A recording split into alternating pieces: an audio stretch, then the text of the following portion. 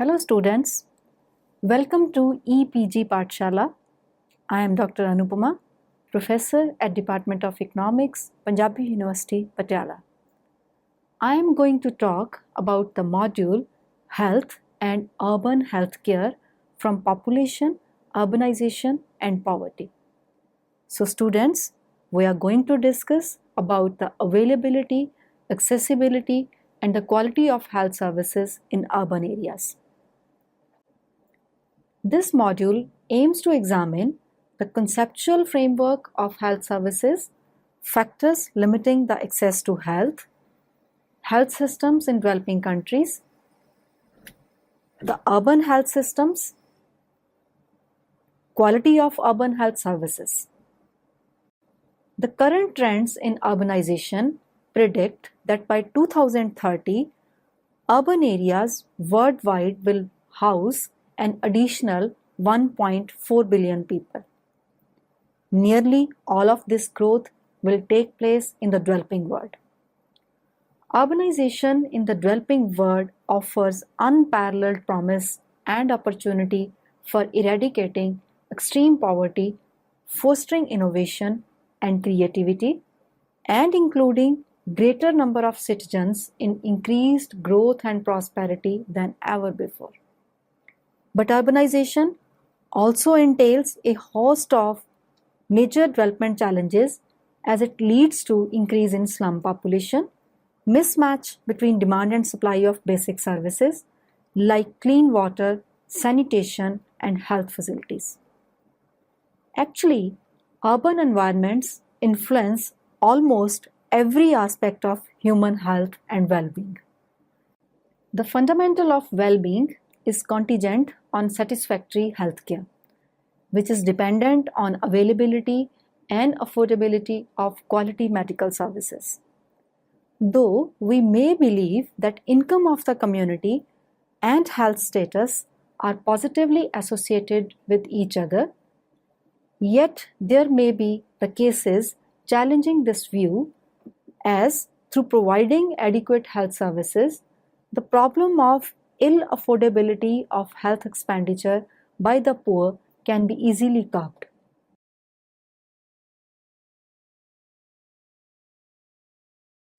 So, in this respect, first of all, we will discuss the conceptual framework of availability of health services. There can be multiple level of factors that affect health in the cities. Since the health issues are largely related with the size and density of populations and their living conditions, it is believed that the local governance, along with the national as well as global trends, along with prevailing social and physical environments, are the main factors shaping the health status of urban populations. The social and physical environments that define the urban context are shaped by municipal factors such as government and civil society, and national and global trends that shape the context in which local factors operate. Thus, the urban environment, in its broadest sense, that is, in terms of physical, social, economic, and political aspects, affects all strata of residents, either directly or indirectly. In order to consider all these factors and how they affect the health of urban populations, are shown in a conceptual framework by Gelly et al. This framework proposes mechanisms through which these factors may influence the conditions that are the primary determinants of the health of urban populations. This framework is presented in Figure 1. This framework shows the complexity of the relationship of urban health with number of factors. The major global and national trends, that is, the broader economic, political, and social movements, may influence the municipal determinants that shape the urban characteristics, that in turn have an influence on the health outcomes.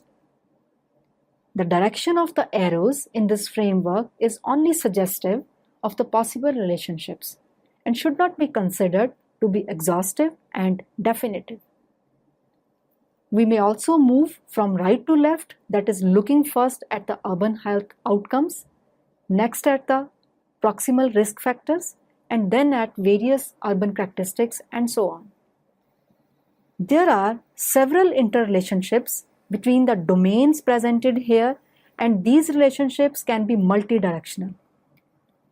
The pictorial representation of the framework can also be turned in a dynamic framework by incorporating the changes over time. That is, in case of growing city population. And these are more important determinants of health.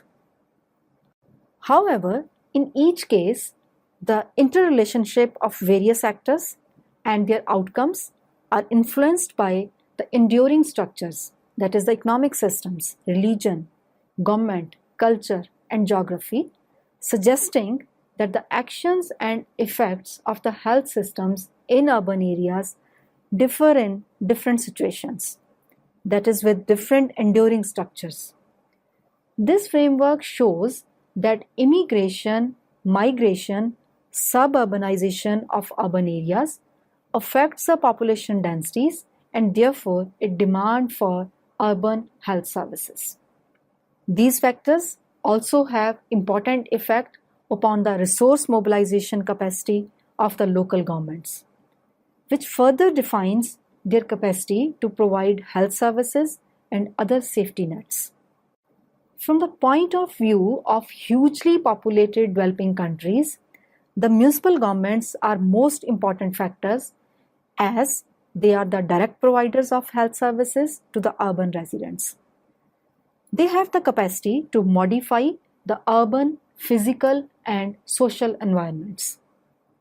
Government activities in many sectors affect health, including those in public education, public transportation, public welfare, housing, and employment. While these municipal services are strongly influenced by state and federal government policies, implementation often rests at the local level. Public transportation and local regulation of private transportation offers one example of how municipal services in non-health arenas can affect health. Generally, cities are associated with both positive and negative effects of public health. On the other hand, they offer various public health innovations, provide improved healthcare and services, and offer better information and health education. On the other hand, cities are common areas of deteriorated physical and social environments. Especially in rapidly urbanizing megacities of developing countries, the growing number of people living in slums and unhealthy environments is of rising concern. High levels of environmental pollution, high building densities, and the loss of social connections often have negative impacts on the health of urban residents. Let us discuss the effect of these factors on access to health services. First of all, let us discuss about poverty. Poverty reduces the capacity of the individuals to spend upon health when needed. Due to income deprivations, the poor do not seek for the available health services. Another important point is geographic location. For the persons living in slums and peri-urban areas, the inner city location of the health services also affects the accessibility, and this access is further constrained due to inadequate provisions of transport services. And another important aspect is weak governance. Weak government machinery as well as the weakening role of government in welfare activities in the neoliberal era has severely reduced the quantity as well as the standard of public health services, which has led to reduced accessibility of the health services for the poor. A weak failing or failed state is also characterized by low economic opportunities, lack of social protection, which further makes a poor vulnerable to ill health prone situations. Now, it is important to have an overview of health systems in developing countries. From the conceptual framework, we have observed that the global, national, and municipal factors greatly influence the availability of health services and their access for general public. The availability and quality of these services depends upon the capabilities of the main actors providing these services and the general public who is at the receiving end. Thus, the availability of human as well as physical services of the health systems varies according to the level of income. Therefore, here an attempt has been made to look at the health services in developed as well as the developing economies. This can be observed from figure 2. The figure shows that the availability of doctors, nurses, and other paramedical staff, and also the number of hospital beds per thousand of population is higher in high-income countries as compared to low-income countries, and this availability increases as we go up the income ladder. Actually, in low-income countries, since the income levels of majority of the population is very low and services provided by the private sector are very costly, the role of the public sector in ensuring accessibility is very important. According to Planning Commission of India, in the private health sector, the outpatient services are 20 to 54% costlier, and inpatient services are 100 to 740 times costlier than public health care. Hence, the role of public sector is very critical in ensuring healthcare services delivery to all sections of the society. However, as compared to the high-income countries, the contribution of the governments in total expenditure on health is very low. This can be observed from table 1. The table shows that the low-income countries spend much less on health as compared to the middle-income as well as high-income countries. Even the government expenditure on health as percentage of total expenditure on health is also lower in the former as compared to the latter. What is more worrisome is the fact that while the total expenditure on health as percentage of GDP increased between 2000 and 2011, both in low as well as high income countries, but the government expenditure on health as percentage of total expenditure on health has declined in case of low income countries, while this has increased in high income countries.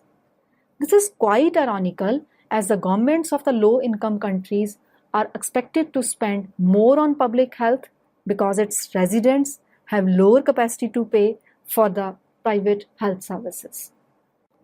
However, on the positive side, we can observe that the out-of-pocket expenditure on health services as compared to total private expenditure on health has declined. And the per capita expenditure by governments in purchasing power parity dollar terms has increased in low as well as high income countries. However, the absolute difference in per capita expenditure on health has widened between the low income and middle income countries and has also in low income and high income countries. These trends automatically explain the reasons behind the less availability of health services in the low income countries as compared to the high income countries. Public transportation reduces air pollution and facilitates population mobility in densely populated urban areas, increasing access to employment, healthcare, or stores that sell fresh food and vegetables. All these factors influence the markets, physical and social environments, which again have effect upon health outcomes of the urban residents. This theoretical framework can be a guide to understand why health facilities provided by the governments in urban areas of developing economies fail to get the desired results. First of all, let us compare the antenatal services in both the rural and urban areas. It can be observed that for the antenatal care, more of the urban women rely on doctors, while a lesser proportion of them rely on nurses, midwives, or other types of health workers. The proportion of urban women relying on doctors for their antenatal care is 76.7% as compared to merely 40.6% for rural women. However, if we look at the distribution of the women receiving antenatal care by the wealth quintile, it can be observed that the proportion of the women under the care of a qualified doctor is very low for the lowest and second lowest quintile. And this is even lower as compared to the rural averages. The women belonging to these quintiles depend more on the midwives, nurses, and other types of health workers. About 86% of women from highest income group take doctor's advice for antenatal care, while only 23% of the lowest income group do so. In this table, the source of healthcare is categorized under three broad headings, namely the public medical sector, private medical sector, and other sources. We can see that the urban areas depend more upon the private medical sector as compared to the rural areas. While in case of public sector, the intra-sectoral differences are also visible in rural and urban areas. Whereas the urban residents mainly depend upon government hospital if they happen to get the treatment from the public sector, the rural residents depend more on community health center, rural hospital, or primary health center. Again, if we look at the source of the healthcare, according to the wealth quintile, we can see that the reliance on the public sector increases as income falls. But still, about 60% of the population belonging to the lowest quintile depend upon private sector medical care. This points towards a need for further probe into the quality of health services provided by the public sector. The table has indicated that 65.6% of total population in India is not using the public sector healthcare services. The National Family Health Survey 3 has shown that one of the important reasons behind it is the poor quality of services provided by the public sector. Apart from it, the distance of facility, inconvenience of the timings, absence of the health personnel, and too long waiting time are also the reasons behind availing the public sector health services. If we look at the figure 5, we can see that the median waiting time for getting the health services is about 21 minutes, both the rural and urban areas. However, it is notable that median waiting times double from 15 minutes to 30 minutes between the highest and lowest wealth status, and also between the public sector facility and the private sector facility. Thus, whole of this discussion shows that although the availability of urban health services is higher as compared to the rural ones, but the people belonging to the poorest wealth quintile are often marginalized and have to either depend upon the costly private services or compromise with the poor quality of the public sector services. Both situations are detrimental for the poor.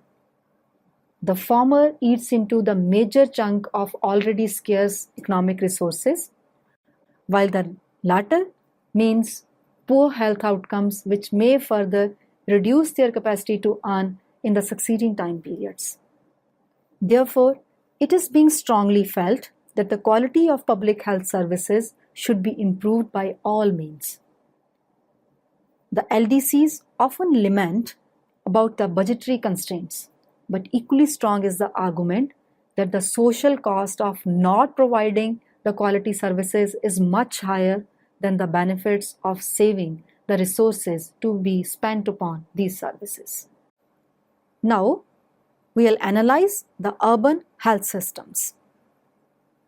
The urban health systems are supposed to be in advantageous position as compared to the rural health systems. A distinguishing feature of urban health systems is the prominence of the private sector.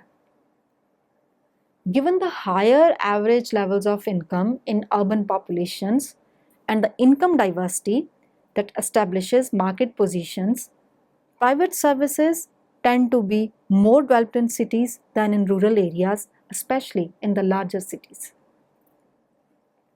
Fee-for-service arrangements are generally characteristic of urban healthcare, and in this more modernized urban economy, the urban poor without cash on hand can find themselves unable to gain entry into the modern system of hospitals, clinics, and well-trained providers.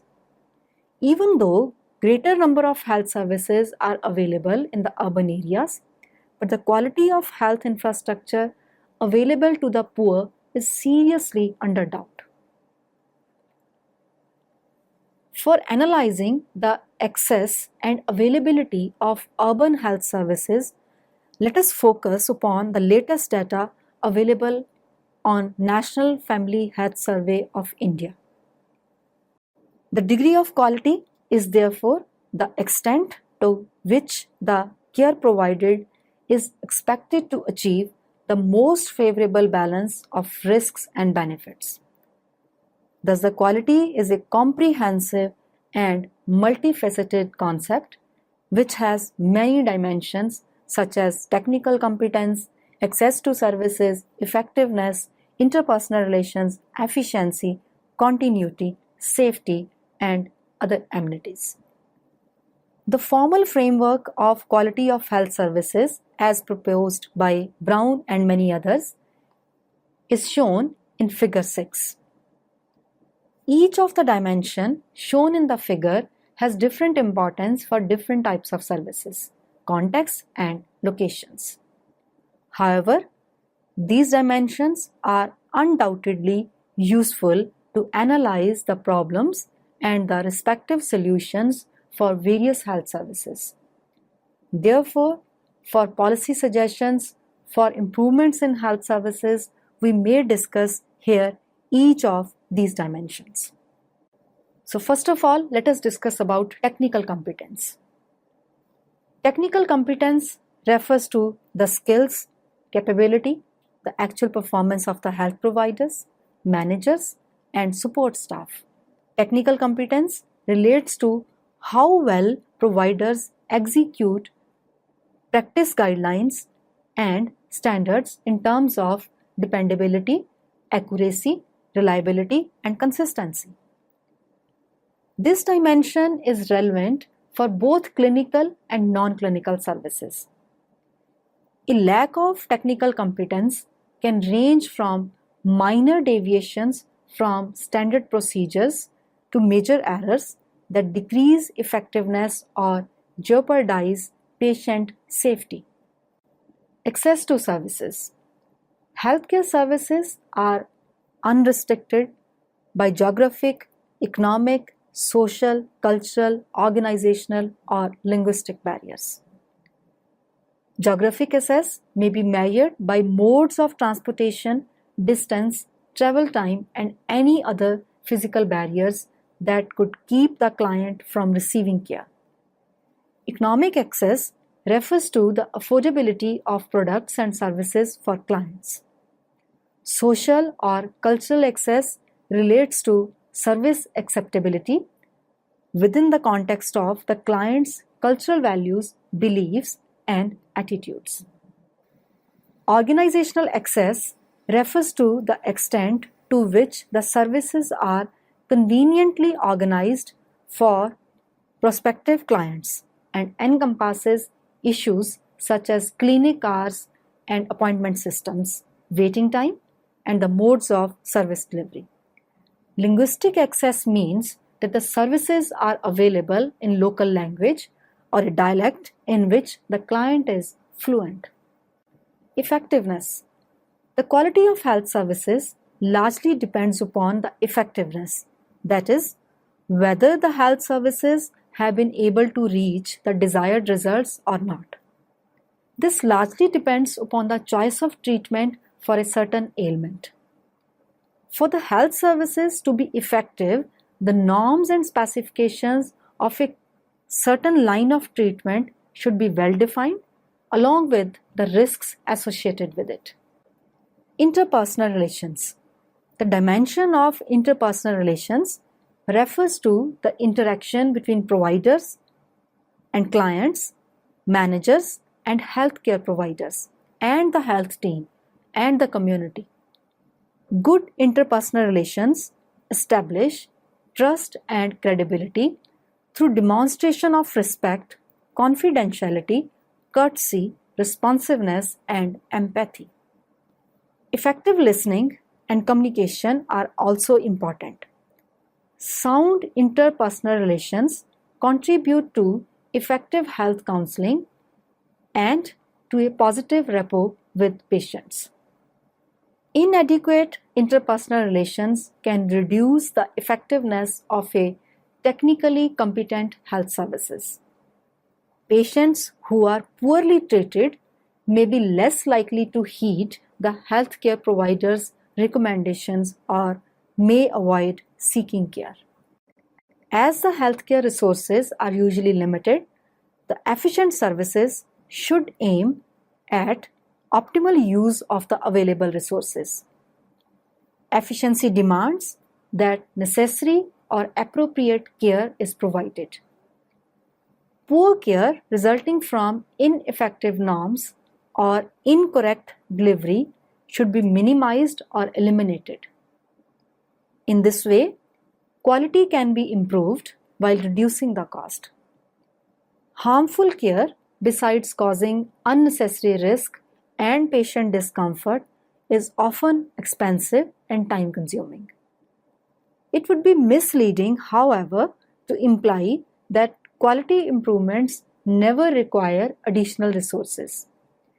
But by analyzing efficiency, health programs managers may select the most cost-effective intervention. Continuity. Continuity means that the client receives the complete range of health services without interruption, cessation, or unnecessary repetition of diagnosis or treatment. Services may be offered on an ongoing basis.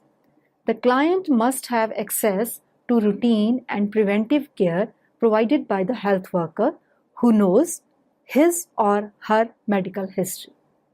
A client must also have access to timely referral for specialized services and to complete follow-up care. The absence of continuity can compromise effectiveness, decrease efficiency, and reduce the quality of interpersonal relations. Safety. As a dimension of quality, safety means minimizing the risks of injury, infection, harmful side effects, or other dangers related to service delivery. Safety involves the provider as well as the patient. Patients must be protected from infection, and health workers who handle blood and needles must be protected by safety procedures. Amenities. Amenities refer to features of health services that do not directly relate to clinical effectiveness, but may enhance the client satisfaction and willingness to return to the facility for subsequent healthcare needs. Amenities relate to physical appearance of the facilities, with the personnel and materials, as well as to comfort, cleanliness, and the privacy. So we can now discuss about improvement in quality of urban health services. Actually, the quality of health services is in itself a subjective phenomenon, particularly in diverse structure of urban population. Quality of healthcare must be defined in light of the provider's technical standards and patients' expectations. While no single definition of health service quality applies in all situations, but we can say that the quality of technical care consists in the application of medical science and technology in a way that maximizes its benefits to health without correspondingly increasing its risks. So students, let us summarize what we have learned in this module. To sum up, it can be stated that the urban areas have better health services than the rural ones, but their access and affordability is restricted to the poorer sections of the urban society. Since the quality of health services provided by the public sector is too low, even the poor are not willing to avail these services, which may have an adverse impact on the health outcomes of the urban poor. Therefore, in order to optimize the welfare of its citizens, the government must try to improve the health services in the urban areas by improving its accessibility, effectiveness, and efficiency through enhancing the technical competence of the health staff, by providing continuous and safe health services along with other amenities, so that coming to a healthcare facility may not be adding to the woes of the patients. It should be pain relieving rather than pain enhancing. That's all with today's lecture. I hope you must have enjoyed this lecture. Thank you.